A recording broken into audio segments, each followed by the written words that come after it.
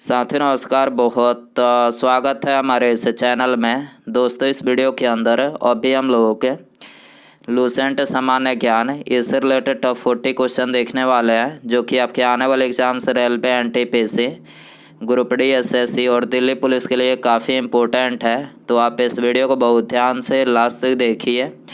Channel पर नया है तो चैनल को सब्सक्राइब कर जो पास वाली घंटे का निशान है उसे भी ऑन कर दें, ठीक है।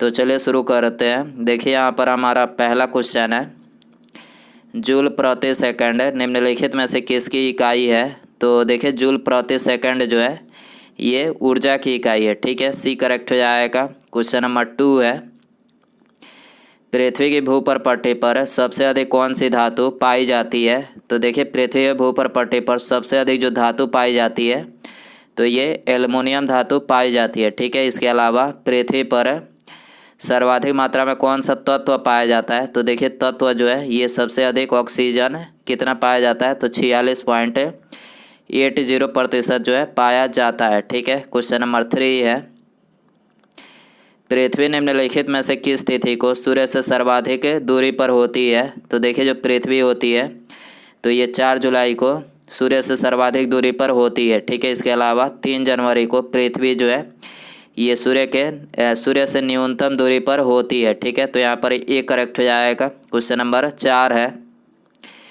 विश्व जनसंख्या दिवस यानी वर्ल्ड पॉपुलेशन डे हर साल किस तिथि को मनाया जाता है।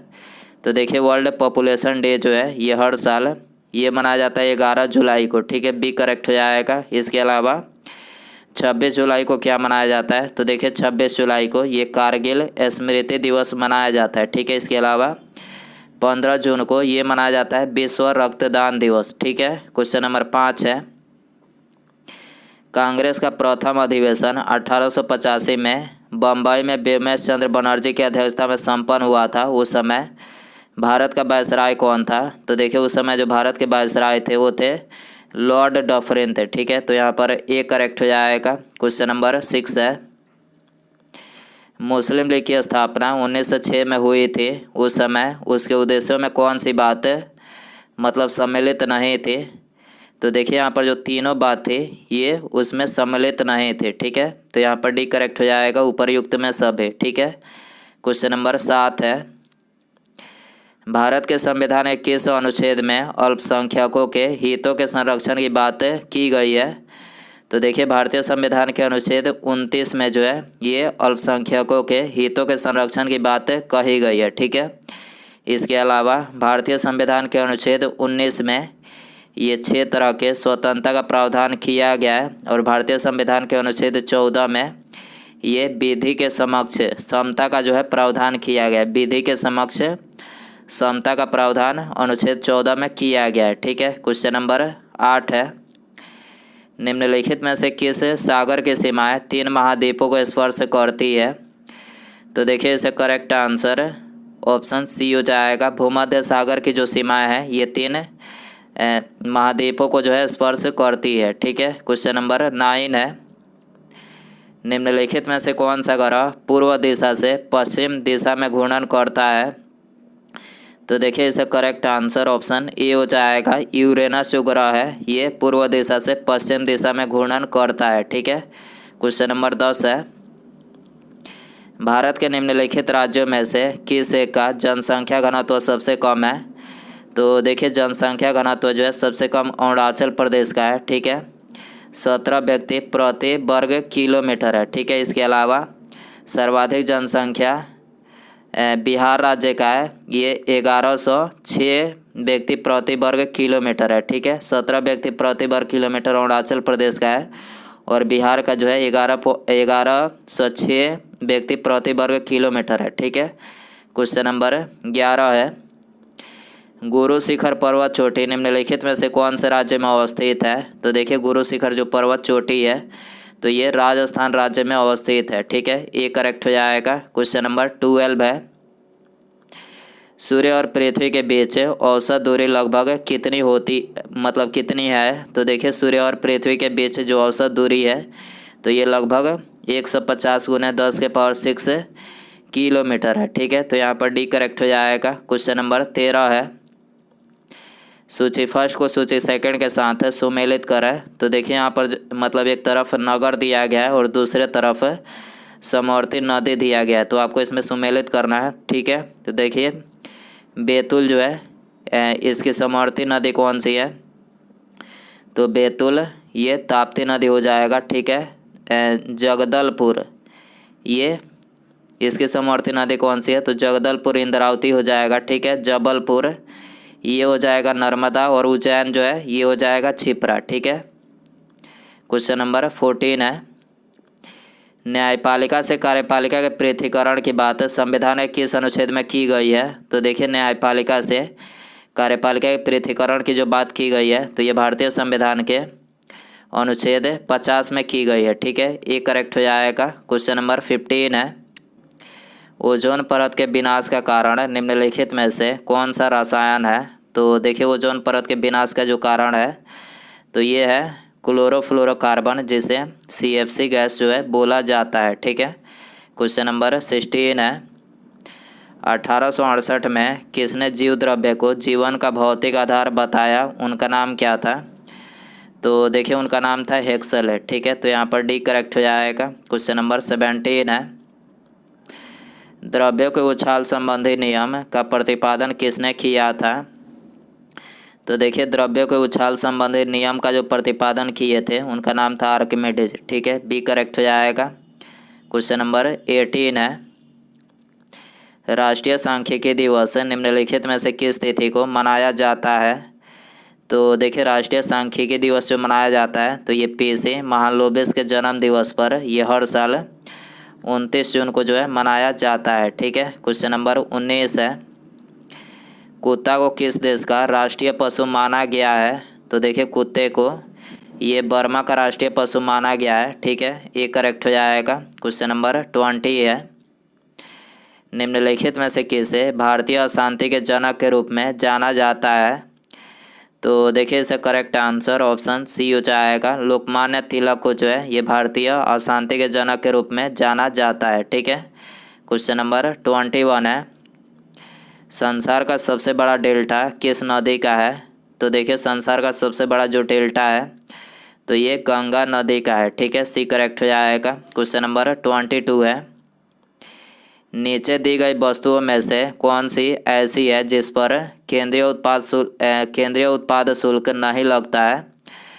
तो देखिए इसका करेक्ट आंसर ऑप्शन डी हो जाएगा। चावल पर जो है ये केंद्रीय उत्पाद शुल्क जो है नहीं लगता है। ठीक है, क्वेश्चन नंबर 23 है, भारत की मुद्रा प्रणाली के प्रबंधन का अधिकार किसे है? तो देखिए भारत की मुद्रा प्रणाली के प्रबंधन का जो अधिकार है तो ये है रिजर्व बैंक ऑफ इंडिया को। ठीक है, तो यहाँ पर डी करेक्ट हो जाएगा। क्वेश्चन नंबर 24 है, राज्य पुनर्गठन अधिनियम 1956 द्वारा किसका गठन किया गया था? तो देखिए राज्य पुनर्गठन अधिनियम 1956 के द्वारा ये अंतर्राज्यीय परिषद का गठन किया गया था। ठीक है, बी करेक्ट हो जाएगा। इसके अलावा अंतर्राज्यीय परिषद के गठन और कार्यों का उल्लेख जो है ये भारतीय संविधान के अनुच्छेद 263 में किया गया है। ठीक है, क्वेश्चन नंबर 25 है, निम्नलिखित में से किसे भारतीय संविधान का सबसे प्रमुख स्रोत माना जा सकता है? तो देखिए इसका करेक्ट आंसर ऑप्शन डी हो जाएगा। भारत सरकार अधिनियम 1935 को जो है ये भारतीय संविधान का सबसे प्रमुख स्रोत माना जाता है, क्योंकि भारतीय संविधान के निर्माण में ये भारत सरकार अधिनियम 1935 का जो है ये सबसे बड़ा योगदान था। ठीक है, क्वेश्चन नंबर 26 है, सन 1931 में भारतीय क्रांतिकारी आतंकवाद के 3 प्रमुख को फांसी दी गई थी। निम्नलिखित में से कौन उसमें नहीं थे? तो देखिए इसमें सूर्य सेन जो थे ये नहीं थे। ठीक है, और बाकी ये तीनों थे, भगत सिंह, राजगुरु और सुखदेव। तीनों को फांसी कब दी गई थी? तो ये 23 मार्च सन 1931 को जो है ये तीनों को फांसी दी गई थी। ठीक है, क्वेश्चन नंबर 27 है, तिब्बत के पठार के समुद्र तल से औसत ऊंचाई कितनी है? तो देखिए तिब्बत के पठार के समुद्र तल से जो औसत ऊंचाई है तो ये है 4 किलोमीटर। ठीक है, सी करेक्ट हो जाएगा। क्वेश्चन नंबर 28 है, भारतीय राष्ट्रीय कांग्रेस के किस अधिवेशन में बाल गंगाधर तिलक ने अभिव्यक्त किया था कि स्वराज मेरा जन्मसिद्ध अधिकार है और मैं इसे लेकर रहूँगा? तो देखिए ये किया था लखनऊ अधिवेशन सन 1916 में। ठीक है, तो यहाँ पर डी करेक्ट हो जाएगा। क्वेश्चन नंबर 29 है, लोकसभा का नेता निम्नलिखित में से किसे समझा जाता है? तो देखिए लोकसभा का नेता जो है ये प्रधानमंत्री को समझा जाता है। ठीक है, सी करेक्ट हो जाएगा। क्वेश्चन नंबर 30 है, सर्वप्रथम गर्भ निरोधक गोलियों का आविष्कार किसने किया था? तो देखिए सबसे पहले गर्भ निरोधक गोलियों का आविष्कार जो है ये किया था पिनकस ने। ठीक है, इसके अलावा हैनीमैन ने किसका आविष्कार किया था? तो देखिए हैनीमैन ने ये होम्योपैथी का आविष्कार किया था। ठीक है, क्वेश्चन नंबर 31 है, बंग भंग विरोधी यानी स्वदेशी आंदोलन का प्रारंभ कब हुआ था? तो देखिए स्वदेशी आंदोलन का जो प्रारंभ हुआ था तो ये हुआ था 7 अगस्त 1905 को हुआ था। ठीक है, बी करेक्ट हो जाएगा। क्वेश्चन नंबर 32 है, निम्नलिखित में से कौन सा सही सुमेलित नहीं है? तो देखिए यहाँ पर जो तीसरा ऑप्शन दिया गया है हुमायूंनामा, ये सुमेलित नहीं है। हुमायूंनामा किसके द्वारा लिखा गया था?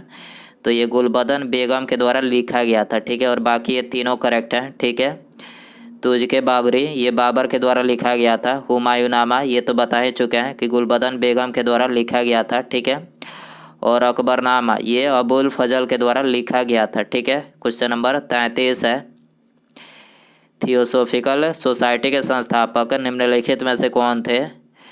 तो देखिए थियोसॉफिकल सोसाइटी के जो संस्थापक थे तो ये मैडम ब्लावत्स्की थे। ठीक है, तो यहाँ पर बी करेक्ट हो जाएगा।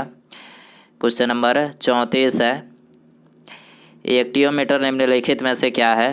तो देखिए एक्टियोमीटर जो है ये सूर्य किरणों की तीव्रता मापने वाला उपकरण है। ठीक है, इसके अलावा वायु एवं गैसों का भार व घनत्व किसके द्वारा मापा जाता है? तो ये मापा जाता है एयरोमीटर के द्वारा। ठीक है, वायुयान का वेग किसके द्वारा मापा जाता है?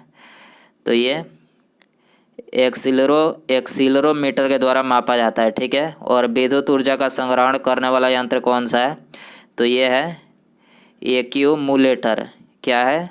विद्युत ऊर्जा का संग्रहण करने वाला यंत्र कौन सा है? तो ये है एक्यूमुलेटर है। ठीक है, क्वेश्चन नंबर 35 है, विश्व में सबसे विशाल मरुभूमि कौन सी है, यानी सबसे विशाल मरुस्थल कौन सा है?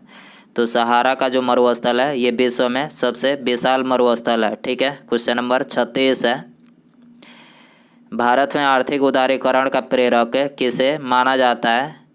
तो भारत में आर्थिक उदारीकरण का जो प्रेरक माना जाता है तो ये माना जाता है डॉक्टर मनमोहन सिंह को। ठीक है, सी करेक्ट हो जाएगा। क्वेश्चन नंबर 37 है, फॉलिक अम्ल किस धातु के अपचयन में सहायक होता है? तो देखिए फॉलिक जो अम्ल होता है तो ये लोहा के अपचयन में सहायक होता है। ठीक है, बी करेक्ट हो जाएगा। क्वेश्चन नंबर 38 है, स्टेम सेल द्वारा किस प्रकार की कोशिकाएं उत्पन्न की जा सकती है? तो देखिए स्टेम सेल के द्वारा ये किसी प्रकार की कोशिकाएं जो है उत्पन्न की जा सकती है। ठीक है, ए करेक्ट हो जाएगा। क्वेश्चन नंबर 39 है, निम्नलिखित में से चीन की वह नदी कौन सी है जिसे पीली नदी यानी येलो रिवर के नाम से जाना जाता है? तो देखिए इसका करेक्ट आंसर ऑप्शन ए हो जाएगा। हंगाहो नदी को जो है ये पीली नदी या फिर येलो रिवर के नाम से जाना जाता है। ठीक है, उसके बाद यहाँ पर हमारा अगला क्वेश्चन है, महात्मा गांधी जी ने अपना असहयोग आंदोलन क्यों वापस लिया था? तो देखिए असहयोग आंदोलन वापस लेने का जो मुख्य कारण था वो था चौरी चौरा की हिंसक घटनाओं के कारण जो है महात्मा गांधी जी ने असहयोग आंदोलन को वापस लिया था। ठीक है, तो यहाँ पर डी करेक्ट हो जाएगा। तो दोस्तों ये थे जीके यानी सामान्य ज्ञान, इससे रिलेटेड टॉप 40 क्वेश्चन है। आई होप कि ये वीडियो पसंद आया रहेगा। पसंद आए तो वीडियो को ज़्यादा से ज़्यादा लाइक करें। चैनल पर नया है तो चैनल को सब्सक्राइब कर जो पास वाले घंटे का निशान है इससे भी ऑन कर दें। ठीक है, मिलते हैं अगले वीडियो में। Thanks for watching.